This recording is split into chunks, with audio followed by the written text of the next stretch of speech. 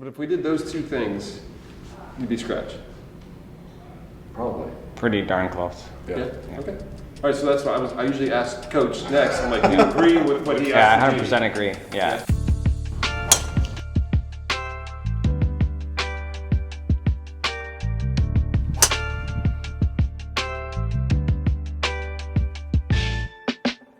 Back in March, we visited our favorite place in the world, the Titleist Performance Institute. We were there to meet with the founders of TPI, Dr. Greg Rose, who we got to work with last year, and Dave Phillips, who we were meeting for the first time. And on this day, the plan was to get a full TPI assessment for the first time. The gym screen, the force plates, the 3D imaging, the full process. And before we started, Greg explained the purpose for all of it. We always say before you say anything to a player, you should know three things, right? You should know what they're doing, you should know how they're doing it, and you should know why they're doing it. If I want to know what you guys are doing, we're going to do that later. We're going to watch a video. We're going to get you on 3D. We're going to do some of the force stuff. These things tell us what you're doing in your swing.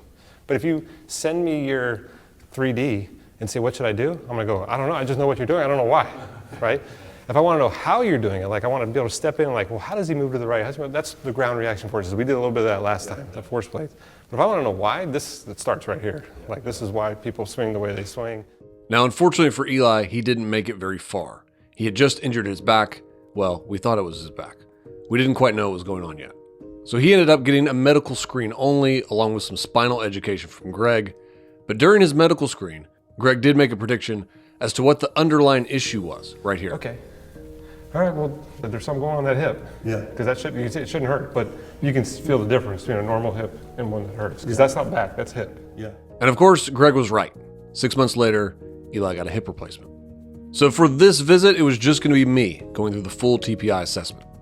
And Greg started with the question he asked me last time, the genie question. Imagine you're walking down the beach, you find a bottle, you rub on the bottle, and a genie pops out, and let's say it's Dave and I. Yeah. And you got 3 wishes to... I was very long-winded with my answer here, so I'll sum it up.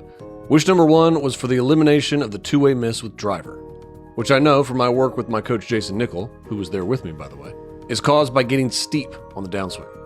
Wish number 2 was better low point control with irons, and when I was struggling to think of a third wish, Greg said this. But if we did those 2 things, you'd be scratch. Probably. Pretty darn close. Yeah? Okay. So we just stuck to those 2. We then went into the full physical assessment. Greg tested mobility and strength, some things I had done before, some things I definitely had not. Overall, things went well, and I seemed to pass most of the tests. I was trying to see, are you a gorilla or gazelle? Gazelle's all elastic, and a gorilla's all muscle. You're kind of a grisilla. You're a little bit in the middle, which is good. That's what we want. That's what we want.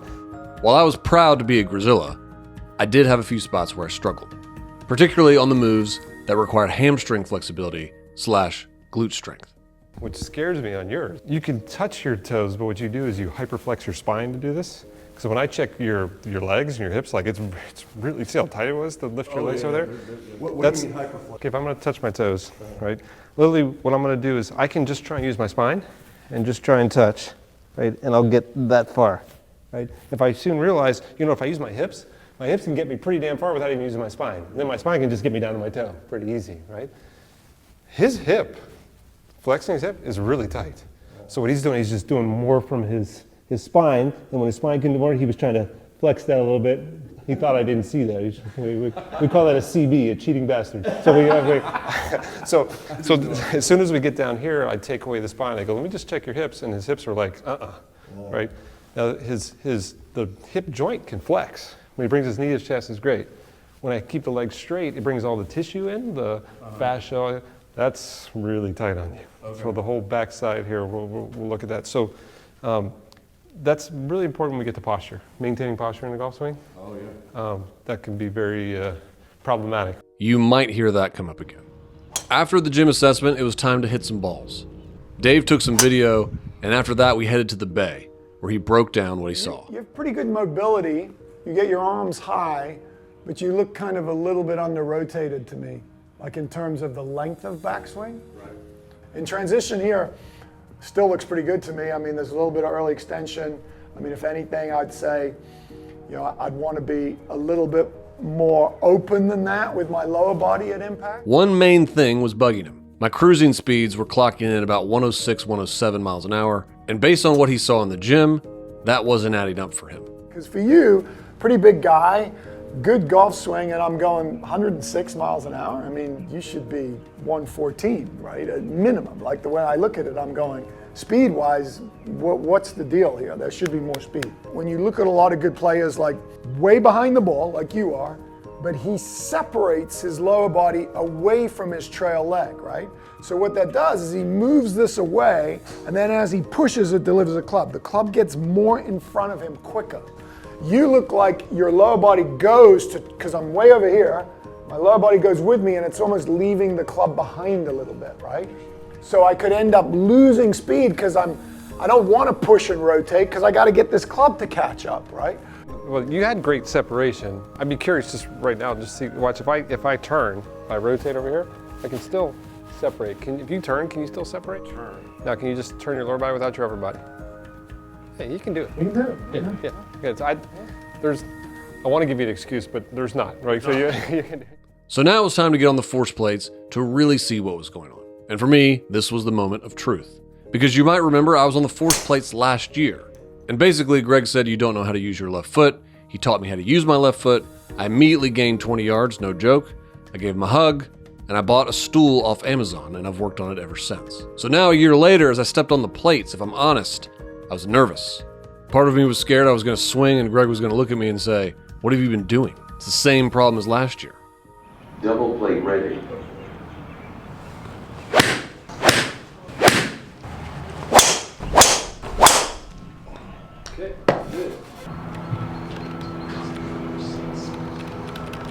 Pattern's the same, but the forces are earlier, which is good. They're not late like they were So I've before. gotten a little better? Yeah. Okay. Yeah. I like that. Boy, was I glad to hear that. It was then time to get hooked up to all the sensors, and Greg and Dave would try to find out exactly what was holding me back. As I hit drivers with the sensors on, Greg and Dave were looking at this. All the data you could ever want to see about a golf swing. And with all that data, they started to go into solve mode. But the arm's late because the lower body's getting out in front, or his frontal plane torque is off. Where it's more up, usually we get more rock before we get twist. Body's way out in front, the arms are late. We're getting twist before rock. The upper body looks like he's moving off it, which is pulling him into an extension in the backswing. It was really cool to watch, even though I couldn't hear what they were saying. They could see the problem, but it was like they were debating what was the right thing to tell me in order to fix it. They started simply. Let's try a couple. We're going to experiment with a couple things before we tell you. And so Dave's going to have you do a couple things, then we're just going to see what it does. Okay. I want you to do, you said it earlier that you look a little bit tight tension-wise. I want you to almost feel spaghetti on. So you're a little bit limited in your rotation, but physical, you have the rotation. Okay. So I'm like, well, why is he limited? Well, if I'm stretching out like this way, instead of just letting everything go and turning, it might be why I'm limited, right? But you got more fire in the tank here. We're not using it, so I'm trying to figure out where it is. Okay. So I want soft arms, spaghetti arms. So we created more turn, which is a big deal. So by getting him spaghetti arms, it got him a bigger turn, but it didn't get the arm speed up. So that didn't quite work. Greg and Dave started talking quietly to each other again, and then Greg emerged to explain the issue they were seeing. I'm going to speak nerd language a little bit, right? Okay. So remember we looked at and we talked a little bit of this last time, the ground reaction forces. Yep. Remember we said that there's lateral, there's rock, there's twist, and there's jump, right? And most guys go lateral, they rock, they twist, and they jump. You kind of twist first. Now the question is why do guys twist first? The most common reason why guys twist is because they have to twist because the club's too far behind them. And if they were to drop from here, they'd be dead. So the first thing they do is they twist to get the club here, and then they go. Right. Now, the arms can either be too far behind you because of your arms, or because your body's moved forward, it makes your arm relatively far behind. You're the second. Okay, your body's moved forward, which makes your arms behind, so your arms are trying to get in front of you, but because your arms aren't really deep, when they go to get in front of you, now you're steep. Because I'm already extended in the backswing? Like watch, if my arms are behind me over here, right, and now I twist, I'm not steep. I'm actually on plane. I'm okay. Yeah. If I start here and I twist, now I'm steep. I'm out in front of you. Yeah. Your arms are not behind you. Your arms are over here, but your body relatively has moved forward. So compared to your body, your arms are behind you. So you throw forward, but now you're steep. So what I'm saying to Dave is on the 3D, you moved 2.1 inches this way. And I said, we can't do that anymore. If you move 2 inches this way, I don't care what you guys say. He's got to get the club in front of him. So in other words, my right butt cheek, I need to turn into my right butt cheek. You go this way, and it pulls you into early extension On the backswing. So you've already moved 2 inches towards the ball on the backswing. But just understand, your arms, everybody's saying your arms are stuck behind you.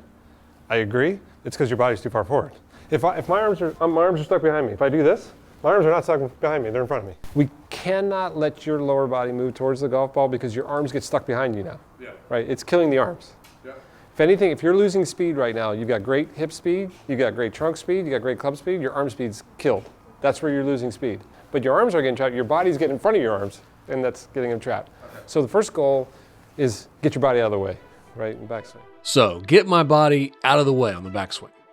Sounded easy enough. But it turns out if you've never loaded properly in the backswing before, it's quite difficult. Push into me. Okay, don't let me win. Okay. Go ahead. Feel like you push me down. Push into me. Good, good, good. Do it again. Now what's different about, close your eyes and tell me the feel on that. I'm definitely. Describe it A to me. hamstring and glute cramp. The only other major thing that you didn't like was touching toes. Yeah. Remember I said how tight this was? Like this is really hard for you, so you do more spine. Staying back is stretching this part here too. And so there it was, that physical limitation in the gym. My tight fascia and tissue in the back of my legs. That's why my body fights to stay in posture on the backswing. There you go. See, look how much further the club went there. It looked like he actually was loading his legs so that you could explode. And then you can push. That feels like, it feels extreme. But like don't you feel like when you do this, you feel like you could go into the ball? Yeah. Right? Way more When you say it push. feels extreme, if you're moving 2 inches this way, to not move, you have to move 2 inches that way in your mind, right? Yeah. Yeah, now he's sitting deep. So let's do a swing. That's just so I can tell you what that is at the top. We haven't talked about the downswing yet, but let's just hit one anyway. Don't worry about the strike. Okay. We're just seeing. We haven't even talked downswing yet. So let's just see, can you push? We went from 2.1 to 1. We just cut it. And by the way, normal's 1. That's PGA Tour normal right there. As crazy as that felt, that's PGA Tour normal. What's 2.1 to 1? Sorry. So because the pelvis is an ellipse, if I just rotate, the center of my pelvis actually moves forward a little bit just because my pelvis is an ellipse. So normally it's about 1 inch. He was doing 2+. You cut it in half, which is normal. So like I said, that was absolutely perfect. Like you didn't, but that's PGA Tour normal. Right. It probably felt like you moved 10 inches over there. That's what most guys feel like in their backswing. Okay. We haven't talked downswing yet, but that's what most That's guys how much you were like, oh my God, I'm way over here. Yeah. Okay. The way you create power and transfer power through your body, the sequence is absolutely perfect. Something called the kinematic sequence is awesome, which is great. So this is very minor. This isn't like rebuilding a swing. Even though it was relatively minor, Greg said this change was critical to eliminate the inconsistency that's plagued me and actually solve both of those 2 wishes from earlier. So we went after getting the backswing right. Okay, I liked what you did. You made one mistake that could turn into a fatal mistake. Okay. You dropped down too far when you did that. I felt, okay. You fell down. You actually fell down almost 3 inches. Okay. Right? Normal is about 1.5 inches. So people do go down, but not that much. Okay. So show me what not moving forward, but not moving down as much looks like on the backswing. But even when I got one part right, I got other parts wrong. Is he going left, Dave? Yeah, he's going left now. Yeah, so make sure show So that. all you're doing is it's taking this front pocket and putting where this back pocket is. I'm feeling like I'm turning in. See, like I have a crease in my pants here. Yep. I don't want this to reverse. I don't want this to look like this at the Okay. top of the backswing. I'm just literally turning. It's almost like you're feeling like, see this foot right here? That was better. I feel like I'm twisting it against the ground. Okay. I'm winding into my hip. There you go. Okay, I want you to hit the ball just doing that real quick. I'm ready whenever you are. Soft arms, there you go. Just do it. Don't even think. Just do it. So you're going left. You're going like this. Look, you're going. No matter what I tried, I could not stop reversing my pivot and going left. He immediately goes left, like a 1.5. I think we might be hitting a barrier here. Let's take the right foot out. Let's try one with the right foot out. Yeah, let's try one with it. So this one, you're just going to fan your right foot. Okay. So we're going to give you a little bit more internal hip rotation. Yeah. That was way better. Have you ever experimented with the position of your foot?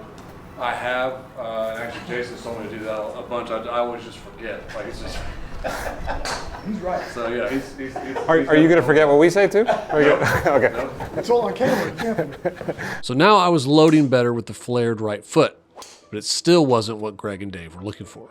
I like the flare foot, but I don't think it's enough. Not more flare. I think there's still something there. So for sure we want a flare. It's better. For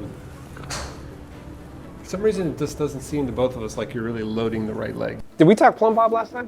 When Dave says plumb bob, do you know what he's talking about? No. Okay, so we haven't even done. Sorry. This is Dave's magic plumb bob. Greg put this on my belt. Plumb bob. Go ahead and set up like you're gonna hit the driver. Where's the plumb bob in relation to the center of your feet? Is it in front, right in the middle, or more back? Looks like it's in the front. This is where Dave is having a little issue right now, and I would agree. And now the angle isn't perfect here, but just for illustration purposes, the plumb bob is basically dividing a line down the center of my body. And on my normal driver setup, my pelvis was in front of that line. And Dave and Greg wanted my pelvis to start behind that line. You look at some of the biggest hitters, the plumb bob's over here, so that's how they can help create launch this way. So, yep, let me see you do it. You feel the load in your right leg? Yeah. I don't think you do that in your swing. I think he's thinking because the plumb bob's too far forward, you're not loading the right. As soon as you move the plumb bob back, do you feel more load in your right? I do. Yeah. That's what we need. I like you that feeling in the backswing. I like you to feel that because you go left early. You go into your left leg early. Like you kind of avoid that right load. Okay. We don't know if it's because there's a limitation, but if we flare the foot out, move the plumb bob back, and now take a backswing, but feel like you're keeping the plumb bob slightly behind the center of your stance. Okay. Does that feel way more on your right leg? Yeah. Okay, let me take the plumb bob out. I want to get a backswing like that. That feel like you're a mile behind? Yes. Okay, let me just go. You didn't know it was this hard to figure out a backswing, did you? This was 2.5 hours into our session, by the way, and we were still on backswing. So we continued to drill this until I could finally complete a backswing like they wanted me to without a ball. Okay, let me take a look. Okay, that's it right there. Okay, you're doing it without a ball. Okay. When the ball is there, you're doing something a little different. Okay. That's a good sign. Yeah, that's what we want. It's got to feel way more on your right hip. It's way, yeah. Now, think about this for a second. Why are you drop kicking it now? I'm not getting to the left. If you've never really loaded the right, you've never had to unload the right. Right? Now, if you're over here, the reason you're loading is so that you can drive left. Right. Now you need to go. Now you need to step into the pitch.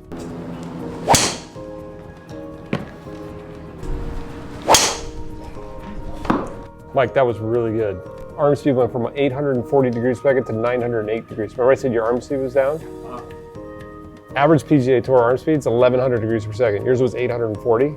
It just jumped to 908, which just means with just one little repetition, imagine like we could probably get you over 1,000 pretty quick, which is pretty awesome. Then finally, all the drills started to translate into the live swing.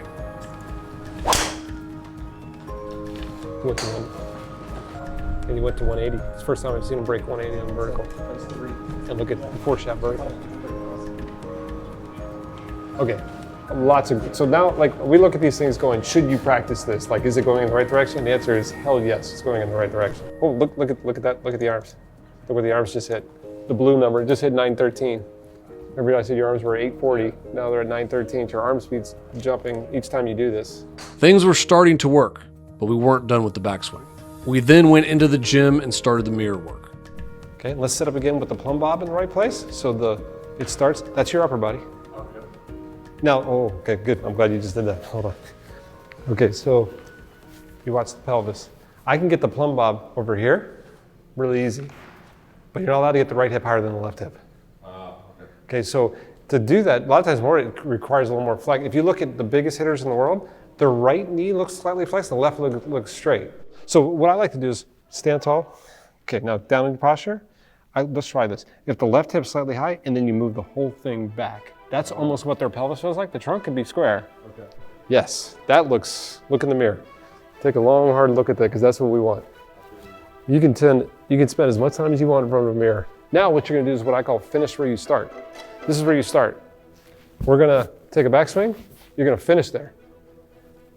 Don't go left with that plumb bob. That's right. Because you just did that.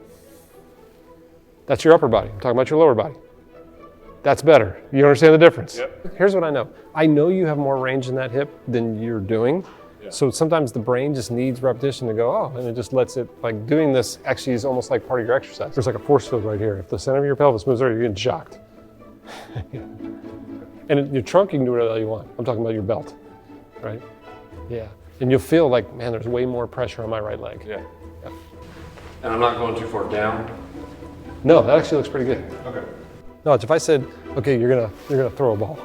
Throw a ball at me. Let me see you throw a ball. Okay, do it again, one more time. Okay, stop. Now notice, feel this, feel this. Feel it? Feel the right leg? You feel your load there? You don't do that in your golf swing. That's what we need. The way you step forward is you loaded first to step forward. Yep. You didn't go left and then throw left. Right? Make sure you feel like you're turning, you're not dropping, you're not going this way, you're not going left, you're not doing this stuff, just getting that feeling.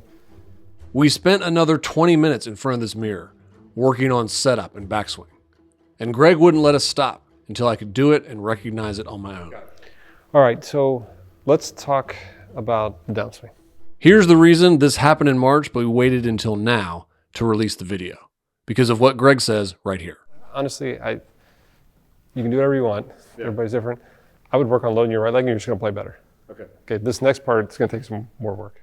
The part that was going to take more work was continuing what we started last year with the left foot push in the chair. So Greg went into more detail on exactly what the downswing should feel like and look like. Set up like you're gonna hit. Go to the top of your backswing. Okay, if there was an ant on your belt, right? I want you to tell me on the downswing, what direction would that ant go? Where would it go? Where should it go? The ant should go lateral and then around. So show me, like straight this way and then left? Okay, so right now, your ant goes from your right heel to your left toe. So start coming towards me, it goes this way. Okay, that's early extension. Okay. It keeps coming towards me this way, right? Yeah. What you just said is the ant should go straight, right? Should go straight and then around? Yeah. Best players in the world? The ant goes that way. Yes. So when we say step into the pitch, it's stepping back 45 into the pitch. It's going back. Yeah. Okay, so now there's a couple ways to do that, right? What's one way? The left foot push. Yeah. Push the chair backward, it drives you back there. Right, because the right foot's pushing you this way, the left foot pushes back this way, and it creates that diagonal down that way. Keeping your lower body from moving forward in the backswing should make this way easier. Like I said, last time, we just talked about pushing, but your lower body was freaking way in the top of the backswing. That's a problem. Right. This is to make this easier. Yeah, actually, I mean, that looks really good. What was on the 3D? I didn't go through everything, but I'm gonna tell you right now, 80% to 90% was really freaking good. Like some good numbers, right? Like sequence, I don't need to teach you how to throw a ball, you know how to throw a ball. Right? But the one thing that I didn't like was what? Do you remember? There's early extension, I don't remember the... What was early extension doing? What was the problem? It was killing your arm speed. Arm speed, yeah. Okay, arm speed. One of the things I think we should work on is connecting the push to arm speed. Connecting that leg push to arm speed was the next 40 minutes. And it consisted of the most awkward feeling exercises ever created. But the exercises are designed to make you feel your legs driving your arms. And with enough repetitions, I finally started to feel it. Okay, now stand up. Okay, now, that was good. Leg drives the arm, good. Here.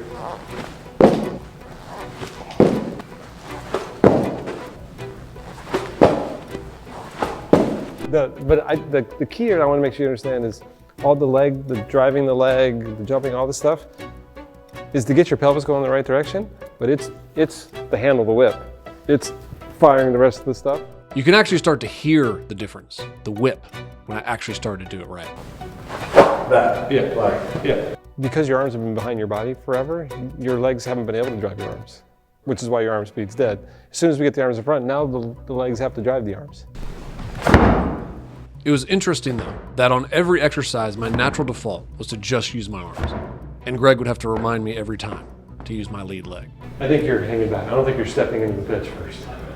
Okay, then yeah, okay. Now, do you feel your left leg's driving your arms or your right leg? Every drill that has a purpose, and you have to understand what you're trying to work on here. You're trying to work on your left leg primarily driving the arms. Okay. What was that? That was left. That was more left. Yeah, that was different though. That looked really good. Now you understand what you're working on. Yeah. Left leg's driving the arm. That was money right there. Assuming he loads, Right. this is what I was focused on. So it's Okay. back to what he came in the first time. Right. Yeah. So really the only thing we're changing is don't let him body get in the way in the backswing. Yeah. Okay. Awesome. Okay. You got that? Got it, man. Want some water?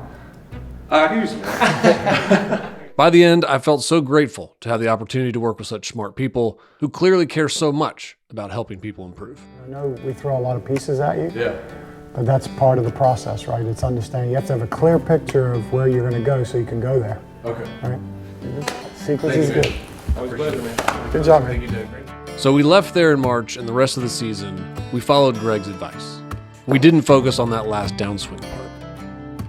But now it's the off season, and it's time to work.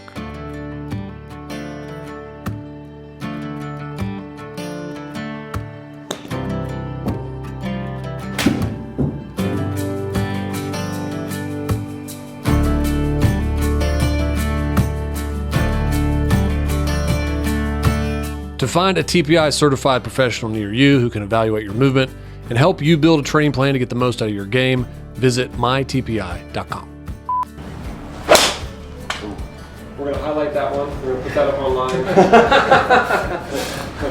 Let me just delete that real quick. Like, I know they say like camera adds 10 pounds. How many strokes are like camera adds? Oh, man. I mean, if you're playing on camera versus not. Like when we first started doing it? Yeah. 10. I think I'm a little better now.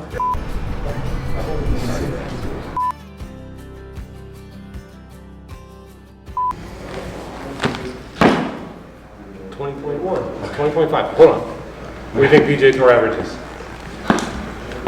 26. 32. Whoa. You ready to try one more time? Yeah. 21.1. Okay. Want the good news or the bad news? Bad news. Bad news is that's still a little bit below PGA Tour average. The good news is I lied to you, right? I just wanted to see if I could motivate you. PGA Tour average is 22. 22? That was 21.2. But it worked. I just need to humiliate you and it motivates you. That's all we got. I was trying to, I'm glad you did that because I had to reconcile about 20 players in about 5 seconds. I was like, You're like, there's no way 32. He fell for it. I'm just saying.